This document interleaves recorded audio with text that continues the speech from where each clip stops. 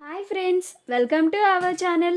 Satyabhama serial next ఎపిసోడ్లో ఏం జరగబోతోందో ఈ వీడియోలో చూసి తెలుసుకుందాం. నీ కథకి ఇదే ముగింపు అని సత్యని అన్న మహాదేవయ్య. అసలేం జరిగింది అని తెలుసుకోవడానికి ఈ వీడియోని స్కిప్ చేయకుండా ఎండ్ వరకు చూసేయండి. సత్య క్రిష్ బర్త్డే అని తనకి నలుగు పెట్టి స్నానం చేయిద్దామని మొత్తం సిద్ధం చేసుకొని ఉంటుంది.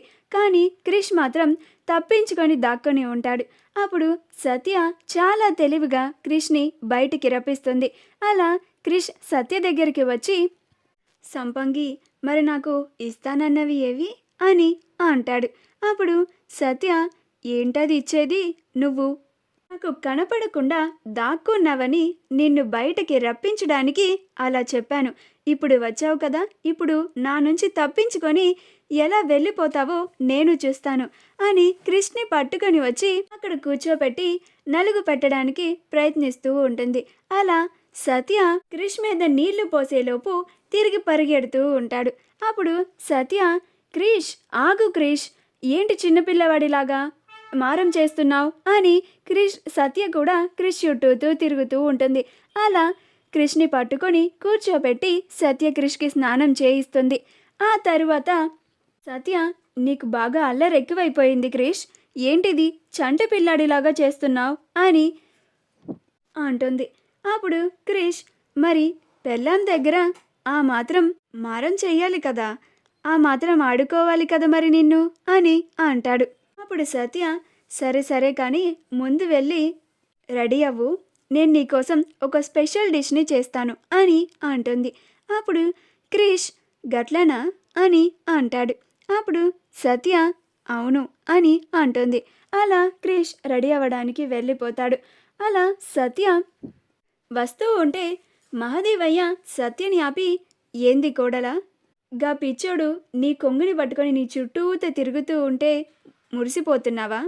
నువ్వు ఎప్పుడైతే నీ మొగుడికి నువ్వు నాకు ఎదురుగా పోటీగా నిలబడాలి అని అనుకున్న నిజాన్ని గాడికి చెప్తావో అప్పుడు వాడు నీ చుట్టూ తిరుగుడు ఆపేస్తాడు.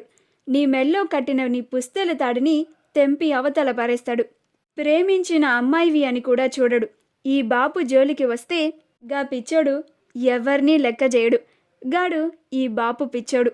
నువ్వు వాడు నీ చుట్టూతో తిరగడం చూసి మురిసిపోతూ నువ్వు ఏది చెప్తే అది వింటాడు, నువ్వు ఏం చేసినా ఏం మాట్లాడకుండా సైలెంట్గా ఉంటాడు అని అనుకుంటున్నావేమో.